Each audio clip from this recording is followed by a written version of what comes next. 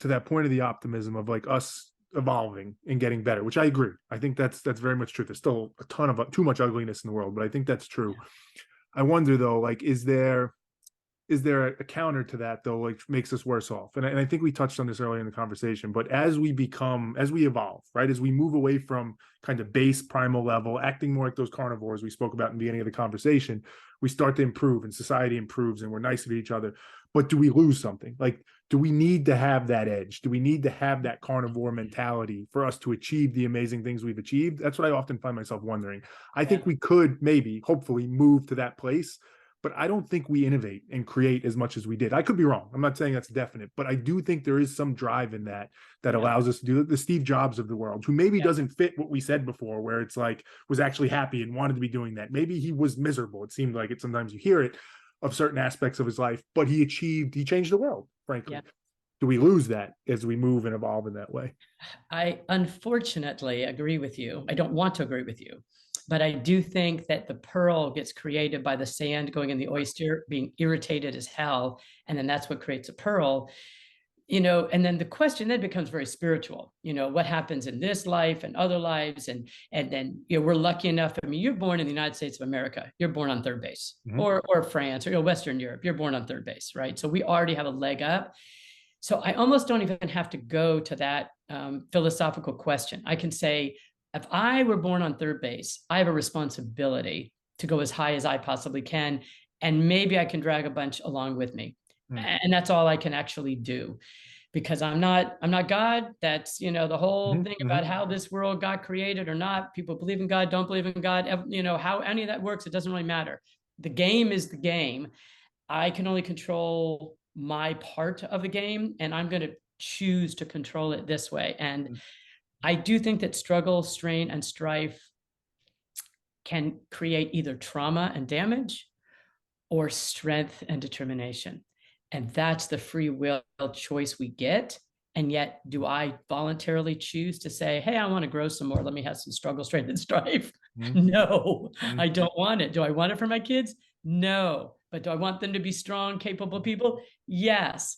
So then you just have to let go, equip with tools, and say, I send you out into the forest, stay alive. Yeah. And the analogy you use of being born in the United States is a good analogy. Again, not suggesting I don't have all the answers, but there's a strong case to be made that we've become kind of fat and lazy as a society because we've lost that struggle. We are so well off in that regard that it's tough for us to continue to be motivated, to be driven, to do the best, which makes perfect sense, by the way. Like, a lot of people judge that, assuming it's true, and view it as a very negative thing, which I get, but it's also natural. Like, you almost can't help it in that regard, right? Which is what I think makes it interesting. Like, do you then create struggle? Some people do, right? There's a lot of people out there that are, jumping in frozen ice baths and running ultra marathons in the desert. Right. They want to keep that mentality. So it's an interesting thing. You're totally right. It's so interesting. But then again, it becomes, I always joke that Mr. Baskin and Mrs. Robbins have 32 flavors of ice cream for a reason. And yet, I read that 75% of their sales are vanilla, chocolate, and strawberry. Is that right? Isn't that interesting? And so, we all get free will, and we otherwise, because think of it, if we were all pre-programmed, we'd be little robots. Then what's the point of life? So it's what you do. And then some people, look, I don't want to minimize. Some people, you were raped by your alcoholic stepfather, or you were beaten by there's people that have trauma, God bless, or people, that were soldiers and fought and everyone died but them, and they've got victim, survivor. There is a lot of real life, tough stuff. And what are you going to do with it? What you've been given, the hand you've been, my whole view on this stuff is you're dealt a deck of cards, right? How you play that hand. That's really what matters. And I used to say this also with kids, is that, now they're finding the nurture versus the nature argument, and they're finding so much of it as nature, like so much of it, which I had a hard time saying, wait a minute, I've worked my behind off as a mother. You mean to tell me that all the work I'm doing doesn't matter? And so the theory I have is that you are either a rose, a daffodil, or a daisy. And depending on your sunlight and water and care is how beautiful a rose, a daffodil, or daisy you are. But you're a daffodil, you ain't a daisy. That's just the way it is. So if you look at the hand you're dealt, you're going to play that sucker well. Mm. And again, I keep talking about deathbed, and maybe it's because of all my hospice work. You want to be on your deathbed and go, okay, I did something here. I played that hand as well as I could have. Mm. What more can you ask? Seriously, what more can you ask of yourself than Yeah, that? you're absolutely right. I find myself struggling with the, you said it earlier, like, how do I know what, like, I did my best or I lived the best, like that best word becomes interesting. How do I know what that is and what that looks like Yeah, and what that means? And that's a whole yeah. other That's a whole another conversation. question. But yeah, I very much agree. Well, let me ask you the question. And one day, hopefully very, very far from now, when you're on your deathbed, what would be the ideal for you? What would it look like for you to have lived into that where you can actually say that? I would want to feel that I had a life of meaning, that I contributed, Mm. that there were people that I impacted and that I contributed. I would like to have enough family and friends around me crying, missing me because I mattered, because I mattered for them. And then what I really want to be able to do, because I'm a spiritual person, so I have a spiritual bent to me, is that what I want to do is I want to then turn away from the physical world and I want to turn toward my next journey. Because you are born through a chamber, whether it's C-section or vaginally, butt naked and alone. You will die butt naked and alone. And I've done a lot of reading on near-death experiences because I find them fascinating. And almost everyone talks about going in through a tunnel to the light, like everybody. So there's some sort of a birth canal thing there.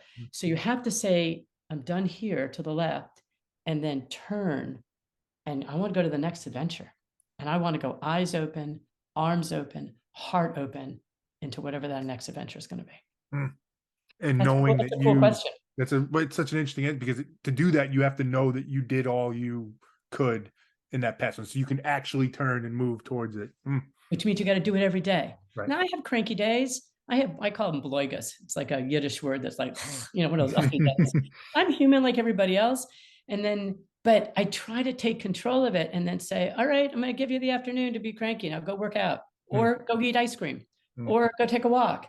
or call someone you love. But, buck up, get Mhm. yourself up and out because this is a day of life that I have and I am not going to waste it. Mm. Not going to do it. All right, I have one last question to wrap us, but I have to ask this one first. So the hospice, the deathbed, the death, what is I'm not going to say fascination with death. That's too strong of a word, but the interest, the intrigue in death, where does that come from for you think?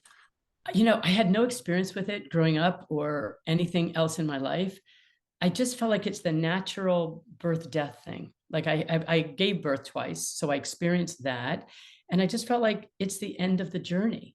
Mm. And it made sense to me. If I'm trying to make sense of my own life, then life is this journey. So there's a beginning and an ending. What does that mean? Where does it go? And when I did hospice work, people are always asking, what's going to happen to me?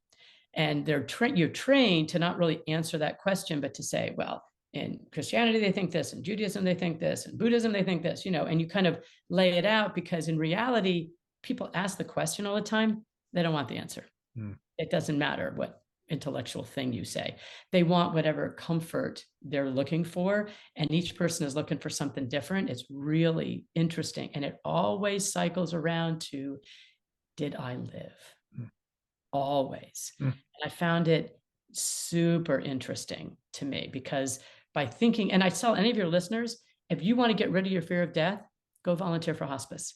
They put you through a training, you meet with people, and usually going to give you old people at the first because those are easier transitions than somebody who's dying too early or too young. Those are actually harder. But it will cure your fear of death, cure it. I mean, done. One of the things they do in the training is they make you write your own epitaph.